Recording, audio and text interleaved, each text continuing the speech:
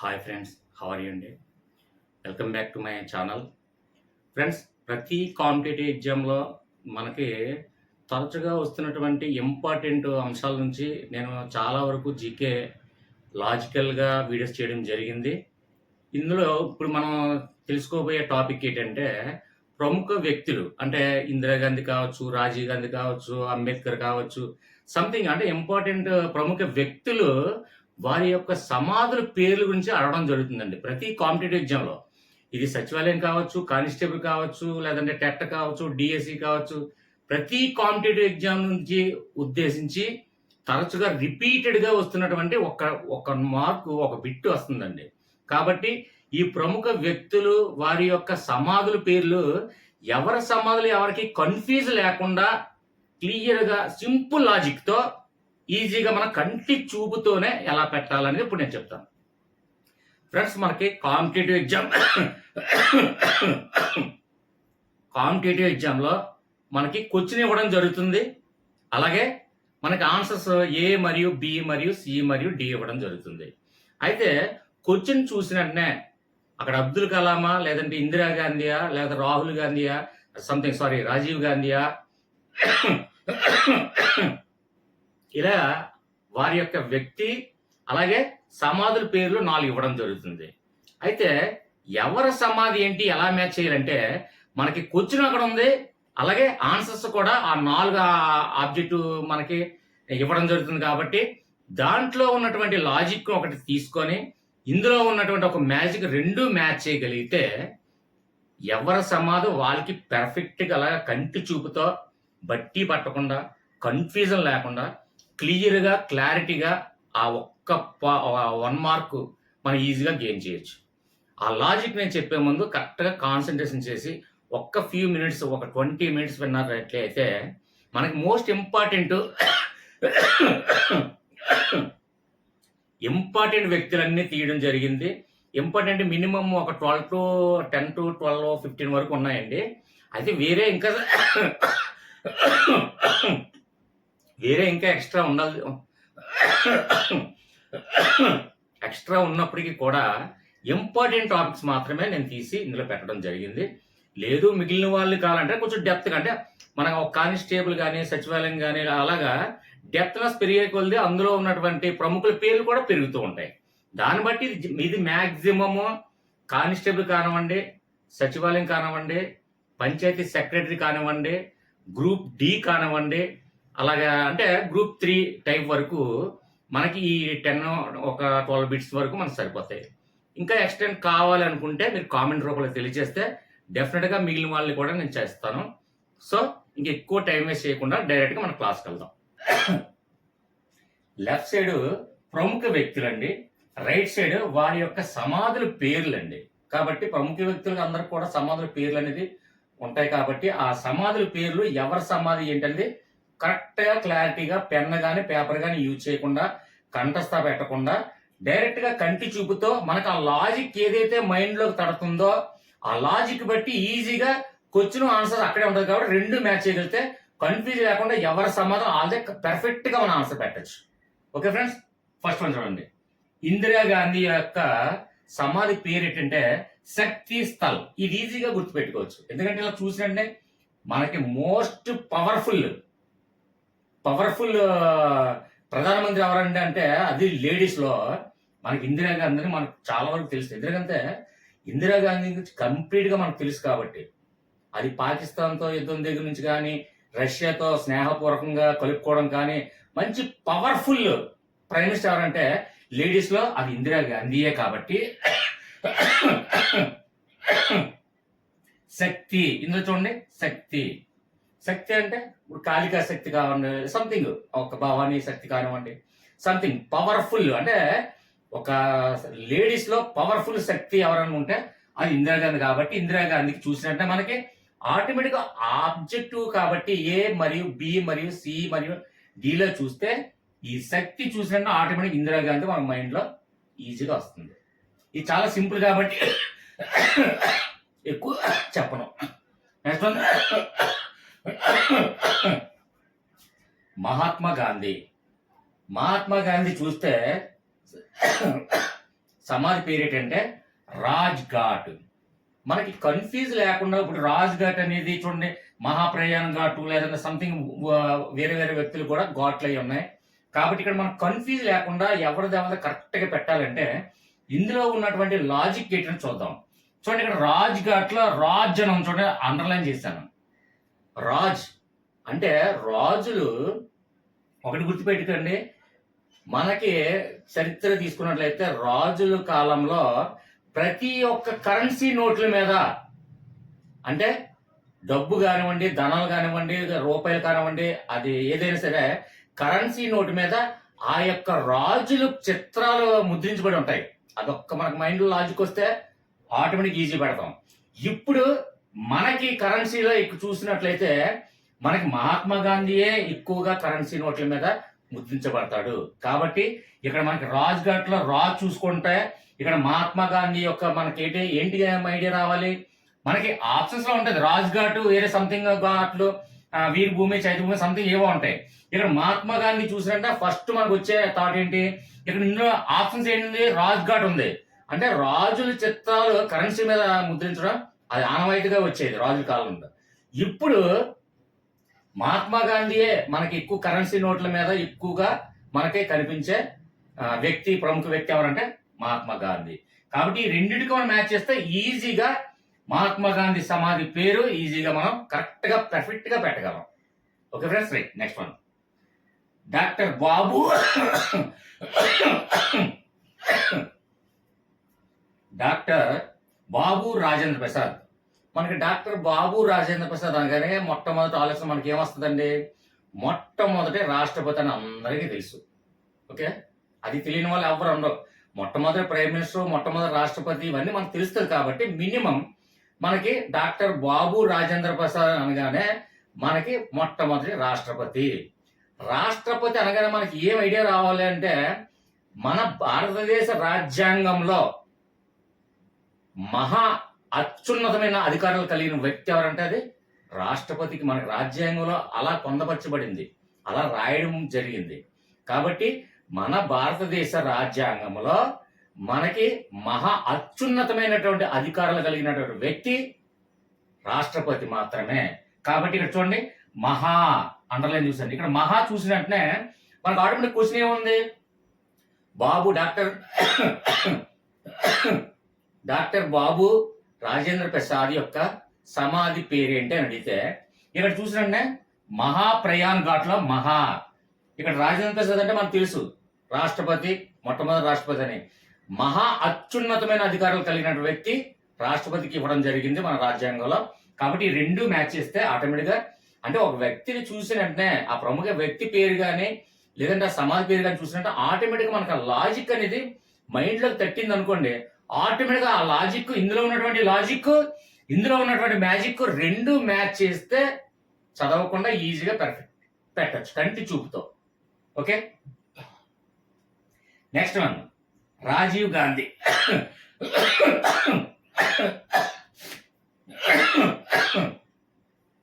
రాజీవ్ గాంధీ గురించి మనకు తెలియకపోవడం అంటే ఏమున్నదంటే, ఎందుకంటే రాజీవ్ గాంధీ యొక్క సమాధి పేరు వీర్ భూమి.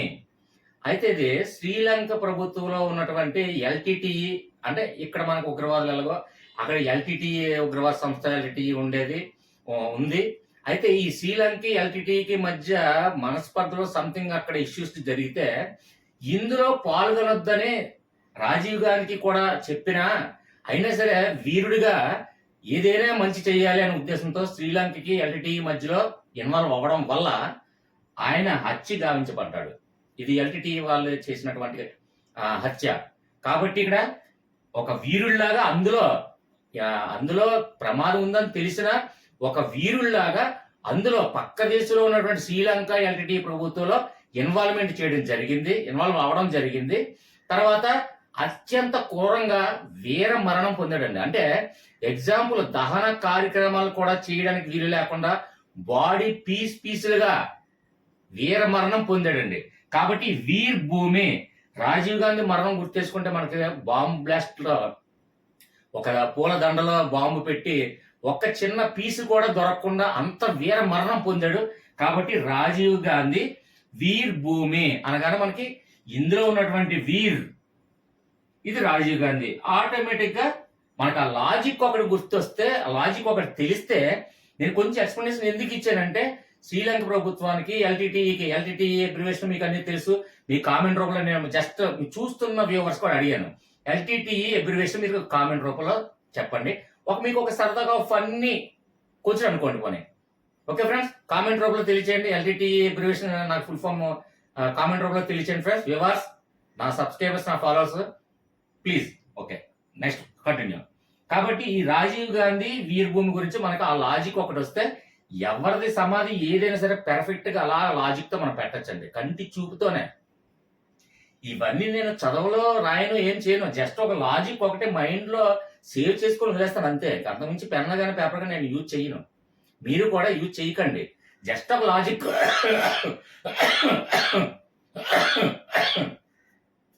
2 times ఇయర్ బడ్స్ పెట్టుకొని పడుకునేటప్పుడు 2 times చూస్తే ఆ లాజిక్ అనేది మైండ్ లో చూసినట్టునే, కంటి చూపు చూసినట్టు ఒక లాజిక్ మనకి ఏదైతే గుర్తొస్తుందో ఆ లాజిక్ బట్టి ఈజీగా మనం పెట్టచ్చు.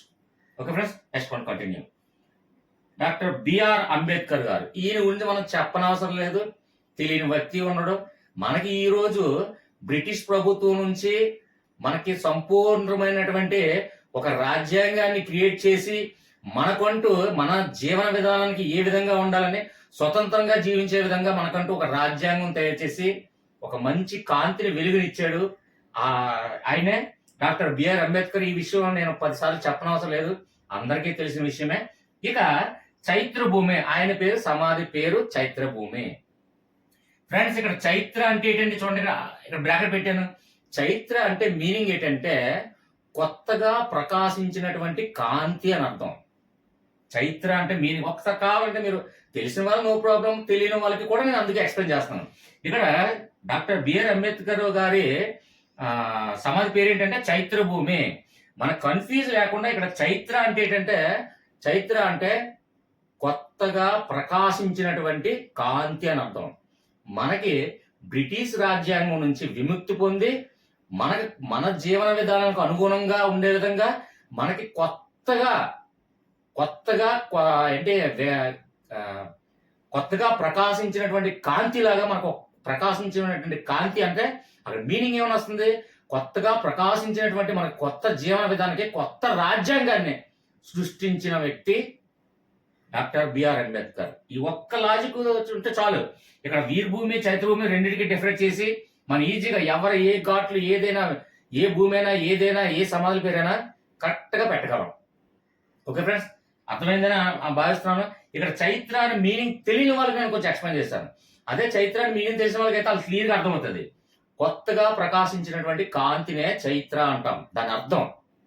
కాబట్టి కొత్తగా ప్రకాశించినటువంటి కాంతి అంటే అక్కడ ఏమైనా వస్తుంది, మనకి బ్రిటిష్ జీవన విధానం, బ్రిటిష్ రాజ్యాంగం నుంచి విముక్తి పొంది కొత్తగా మనకి ప్రకాశించినటువంటి కాంతిలాగా మనకంటూ ఒక కొత్త రాజ్యాంగాన్ని సృష్టించాడు అని అర్థం చేసుకుంటే చాలు. ఓకే ఫ్రెండ్స్, అర్థం కాకపోతే కామెంట్స్ ఉన్నాయి, ఇంకా అర్థం కాకపోతే మోర్ అనే ఆప్షన్ లో డిస్క్రిప్షన్ లో నా వాట్సాప్ లింక్ ఉంటుంది. ఆ వాట్సాప్ గ్రూప్ లో ఖచ్చితంగా అడిగితే ఏ సబ్జెక్ట్ అయినా, ఏ కాన్సెప్ట్ అయినా, ఏ కంటెంట్ అయినా, ఏ జీకే అయినా, ఏ కాంపిటేటివ్ ఎగ్జామ్ అయినా డౌట్స్ ఉంటే ఎక్స్ప్లెయిన్ చేస్తాను ఫ్రెండ్స్. Okay, let's continue.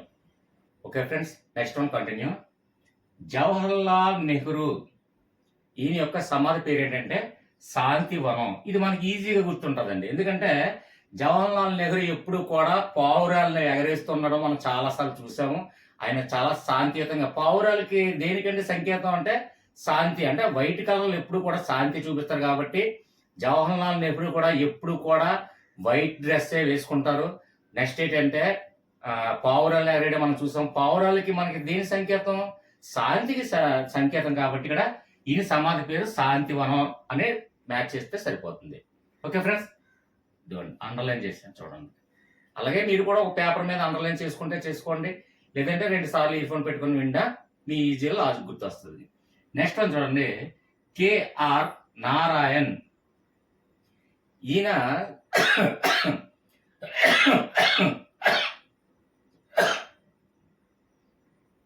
ఈయన సమాధి పేరు ఏంటంటే ఉదయ్ భూమి భూమి.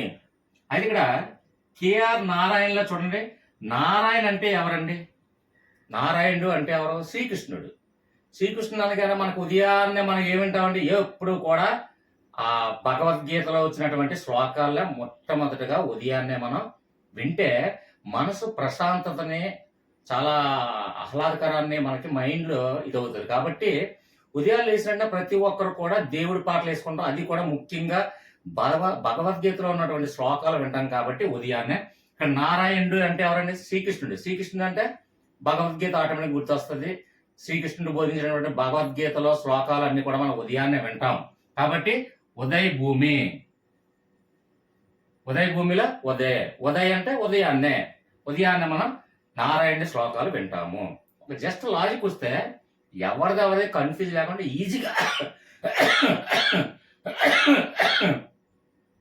ఈజీగా పెట్టచ్చండి. Next one, NT Rama Rao. Sorry heavy cough ఉంది, సో సారీ అండి, please excuse me. NT Rama Rao అంటే మనకు తెలిసిన వ్యక్తే, మనకి నందమూరి తారక రామారావు గారు. ఆయన చాలా బుద్ధుడు లాంటి మనస్తత్వం కలవాడండి. అంటే హాని చేసినా సరే కీడు చేయలేనటువంటి వ్యక్తి ఎవరన్నా ఉంటే మనకి తెలుగు ఇండస్ట్రీలో ఒక దేవుళ్లాగా చూసుకొని బుద్ధుడిలాగా ఉన్న వ్యక్తి ఎవరంటే ఎన్టీ రామారావు గారు అండి. అంటే ఎగ్జాంపుల్ ఇంకొక రకంగా ఒక లాజికల్గా ఇంకోటి చెప్తాను చూడండి. ఇక్కడ టీడీపీ వైసీపీ ఇది పాలిటిక్స్ అని కాదండి, మామూలుగా చూడండి, ఇతనికి చీట్ చేసి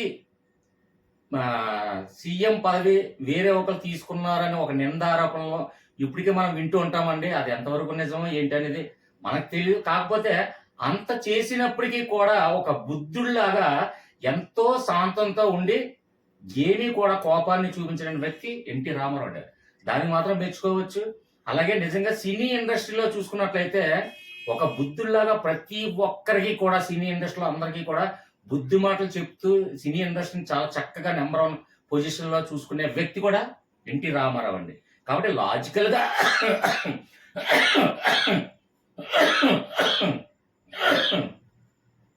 లాజికల్ గా గుర్తుంచుకోవడం మాత్రమే నేను చెప్తున్నాను అండి ఫ్రెండ్స్. దయచేసి నెగిటివ్ గా అనుకోకండి. నాకు అలాంటి ఏమి పార్టీ ఫీలింగ్స్ కానీ ఇలాంటి సంబంధం నాకు లేదు, నేను అలాంటి పట్టించుకోవడం కూడా. కాబట్టి దయచేసి ఓన్లీ లాజికల్ గా గుర్తుంచుకోవడం కోసం నేను చెప్తున్నాను అంతే. ఓకే ఫ్రెండ్స్, ఎన్టీ రామారావు బుద్ధుడు అంటే బుద్ధమైనటువంటి మనస్తత్వం, కోపాన్ని కూడా అర్థం చేసుకొని సహనంతో ఉన్నటువంటి వ్యక్తి ఎన్టీ రామారావు. అది సినీ ఇండస్ట్రీలో కావచ్చు, పొలిటికల్ బ్యాక్గ్రౌండ్ లో కూడా కావచ్చు, అంత బుద్ధి గల వ్యక్తి ఎన్టీ రామారావు మనకు తెలిసిన విషయమే. Okay, next one, Atal Bihari Vajpayee. ఇందులో ఇతనికి ఉన్నటువంటి సమాధి పేరేంటే సదైవ్ అటల్. ఆల్రెడీ ఈయన పేరులో ఉన్నటువంటి అటల్ మీదే ఆ యొక్క సమాధి పేరు కూడా ఉంది కాబట్టి దీనికి లాజిక్ అవసరం లేదు. చూడండి, ఫస్ట్ లో అటల్ ఉంది, అలాగే సదైవ్ అటల్లో అటల్ ఉంది కాబట్టి ఈజీగా మనం గుర్తుపెట్టుకోగలం. కాబట్టి అది చూసినట్టే మనకు ఆటోమేటిక్గా వచ్చేస్తుంది ఐడియా. నెక్స్ట్ వన్, ఇక పివి నరసింహారావు.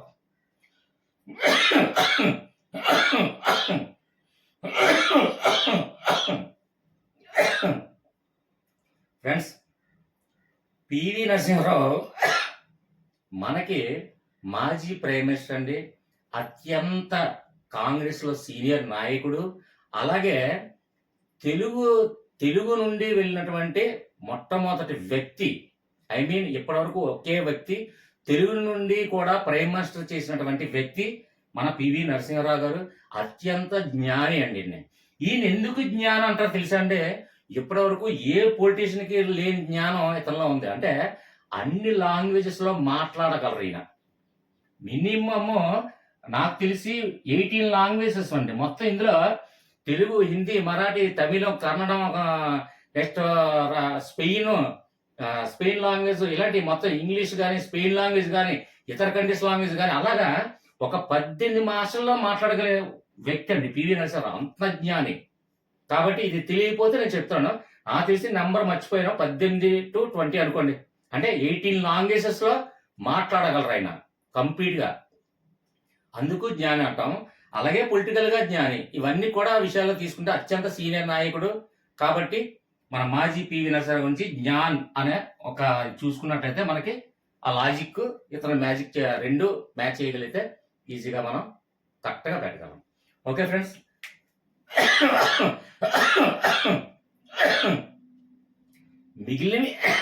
మిగిలిన సారీ ఇంకా రిమైనింగ్ ఉన్నాయి. నాకు తెలిసి ఇంకొక 5 to 10 వరకు ఇంకో ఉండొచ్చు. అంత ఇంపార్టెంట్ వ్యక్తులు కాదు కాబట్టి, అంటే డెప్త్గా, అంటే ఒక గ్రూప్ 2 గ్రూప్ 1 లెవెల్లోకి వెళ్తున్నాను రాస్తున్నాను అంటే వాళ్ళ కోసం కామెంట్ రూపంలో తెలియజేస్తా, వాళ్ళ కోసం వీడియో చేద్దాము. కాబట్టి ఇవైతే మ్యాక్సిమము ఈ 10 నుంచే మనకి చిన్న చిన్న కానిస్టేబుల్ ఎగ్జామ్ కానీ, సచివాలయం కానివ్వండి, పంచాయతీ సెక్రటరీ కానివ్వండి, గ్రూప్ డి కానివ్వండి, సంథింగ్ బ్యాంకింగ్ కానివ్వండి, ఇందులో తరచుగా వస్తున్నటువంటి ఒక ప్రముఖ వ్యక్తులు వారి యొక్క సమాధుల పేర్లు ఆడడం జరుగుతుంది. కన్ఫ్యూజ్ లేకుండా, మనం ఎటువంటి కన్ఫ్యూజ్ లేకుండా పెర్ఫెక్ట్ గా బిట్టు పెట్టాలంటే మనకి ఖచ్చితంగా నా వీడియోస్ కావాలంటే చూడండి, ఇక్కడ చూడండి, చూస్తున్నప్పుడు మోర్ అని ఉంది. మోర్ దగ్గర క్లిక్ చేస్తే నా వీడియోస్ లెఫ్ట్ సైడ్ మొత్తం నేను చేసినటువంటి ఇప్పటివరకు అన్ని వీడియోస్ లాజిక్ ట్రిక్స్ తోనే ఉంటాయండి. చాలా సింపుల్ గా అర్థమయ్యే విధంగా ఉంటాయి. జీకే పాయింట్లు నేను ఎక్కువ చేయడం ఎందుకు జరుగుతుందంటే, కానిస్టేబుల్ ఎగ్జాము, అలాగే సారీ ఇప్పుడు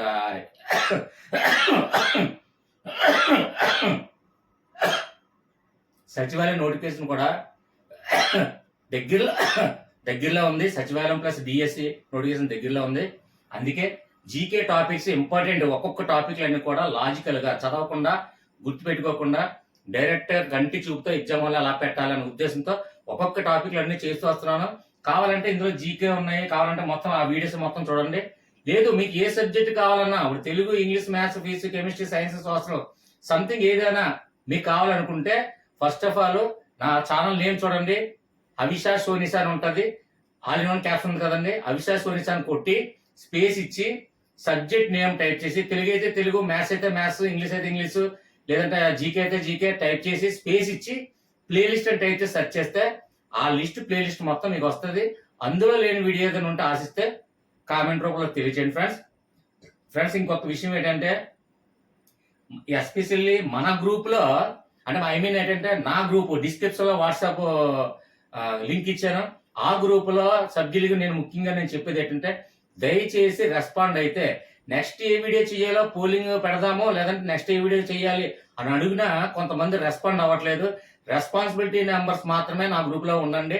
రెస్పాండ్ అవుతాను సార్, నేను ఏ కాంపిటేటివ్ గా నేను పర్ఫెక్ట్ గా మీకు నేను ఫాలో అవుతాను సార్ అన్న వాళ్ళు మాత్రం గ్రూప్ లో ఉండండి. వారు ఏ సబ్జెక్ట్, ఏ డౌట్స్ ఏ ఉన్నా, ఏ విధంగా ప్రిపేర్ అవ్వాలి, ఎలా చదవాలి, ఏం ప్లానింగ్ చేసుకోవాలి, ప్రతి దానికి నేను సొల్యూషన్ ఇస్తాను, గైడెన్స్ ఇస్తాను, మోటివేషన్ ఇస్తాను. ప్రతి సబ్జెక్ట్ లో ఉన్న డౌట్స్ కూడా ఎక్స్ప్లెయిన్ చేస్తాను. ప్రతి కాంపిటేటివ్ ఎగ్జామ్ కూడా నేను మీకు సపోర్ట్ గా నేను ఉంటాను. ఓకే ఫ్రెండ్స్, దయచేసి డిస్క్రిప్షన్ లో వాట్సాప్ లింక్ ఉంది, మీ డౌట్స్ ఏమైనా ఉంటే అందులో అడగచ్చు. ఇక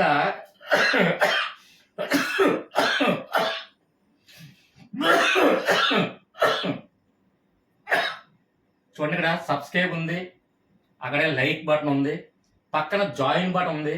ఆ జాయిన్ బటన్ ద్వారా జాయిన్ అయ్యి మెంబర్షిప్ తీసుకున్న వాళ్ళకి నేను ఇచ్చే ప్రిఫరెన్స్ ఏంటంటే, వాళ్ళు పలానా టాపిక్ చెప్పి, పలానా సబ్జెక్ట్ చెప్పి, పలానా కంటెంట్, పలానా టాపిక్ లో సార్ నాకు దాని మీద వీడియో కావాలి అని మీరు అడిగితే, ఫస్ట్ జాయిన్ బటన్ ద్వారా జాయిన్ అయ్యి మెంబర్షిప్ తీసుకున్న వాళ్ళకి వాళ్ళు ఎప్పుడైతే మెసేజ్ పెడతారో నా గ్రూప్ లో, వెంటనే డిస్క్రిప్షన్ లో నా వాట్సాప్ లింక్ ఉంది, నాకు చిన్న మెసేజ్ పెడితే ఆ వీడియో ఫస్ట్ నేను అది చేసిన తర్వాత మిగతా ఏ వీడియో నేను చేస్తానో ముందు మాటిస్తున్నాను. అది ఏ ఎగ్జామ్ కావండి, ఏ కాంపిటేటివ్ కానివ్వండి, టెట్, డిఎస్సి, ఆర్ఆర్బి, లేదా గ్రూప్ 1, గ్రూప్ 2 సంథింగ్ ఏ టాపిక్ కావాలన్నా ఫస్ట్ జాయిన్ బటన్ ద్వారా జాయిన్ అయ్యేకి మాత్రం నేను ప్రిఫరెన్స్ ఇవ్వడం జరుగుతుంది. వాళ్ళు ఏం కోరుకుంటే ఆ వీడియో చేస్తాను. ఓకే ఫ్రెండ్స్, వీడియో నచ్చినట్టే లైక్ చేయండి, అలాగే సబ్స్క్రైబ్ చేయండి. నెక్స్ట్ ఏ టాపిక్ తో మేము ముందుకు రావాలో కామెంట్ రూపంలో తెలియచేయండి. మీ కామెంట్స్ కోసం, ఎస్పెషల్లీ పాజిటివ్ కామెంట్స్ కోసం వెయిట్ చేస్తుంటాను. అలాగే గ్రూప్ లో కూడా నెక్స్ట్ ఏ టాపిక్ వీడియో చేయాలనేది పోలింగ్ కండక్ట్ చేస్తాను. పోలింగ్ లో మీరు పార్టిసిపేట్ చేస్తే ఎక్కువ ఏ పర్సెంటేజ్ వస్తే ముందు ఆ వీడియో నెక్స్ట్ వీడియో చేద్దాం. ఓకే ఫ్రెండ్స్, ఎక్కువ క్లాస్ మీద అనుకోకండి. నెక్స్ట్ మంచి టాపిక్ తో మళ్ళీ మేము ముందుకు వస్తాను. అప్పటి వరకు బాయ్.